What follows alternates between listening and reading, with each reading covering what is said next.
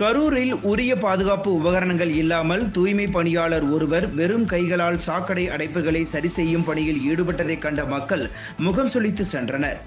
கரூர் மாநகராட்சியில் கழிவுநீர் வடிகால் மற்றும் பாதாள சாக்கடை அடைப்புகளை சுத்தம் செய்வதற்கு கருவிகள் வழங்கப்பட்டுள்ளது. இந்நிலையில் மாநகராட்சி ஊழியர்களின் அலட்சியத்தால் அதனை பயன்படுத்தாமல் தூய்மை பணியாளர்கள் கழிவுநீர் அடைப்புகளை சுத்தம் செய்து வருகின்றனர்.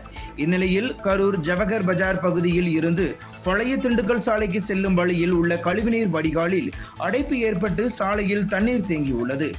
அதனை சரி செய்ய மாநகராட்சி மேற்பார்வையாளர் ஒருவர் கருவிகளை பயன்படுத்தாமல் தூய்மை பணியாளர் ஒருவரை வைத்து கழிவுநீர் அடைப்புகளை சுத்தம் செய்யும் பணியில் ஈடுபட்டுள்ளார். இதனை பார்த்த பொதுமக்கள் முகம் சொலித்தபடி சென்றனர். இதுபோன்ற சம்பவங்கள் இனி நடைபெறக்கூடாது எனவும் தூய்மை பணியில் ஈடுபடும் தொழிலாளர்கள் சாக்கடை கழிவுகளை சுத்தம் செய்ய உரிய உபகரணங்களுடன் பணிகளை மேற்கொள்ள வேண்டும் என்று பொதுமக்கள் மற்றும் சமூக ஆர்வலர்கள் கோரிக்கை விடுத்துள்ளனர்.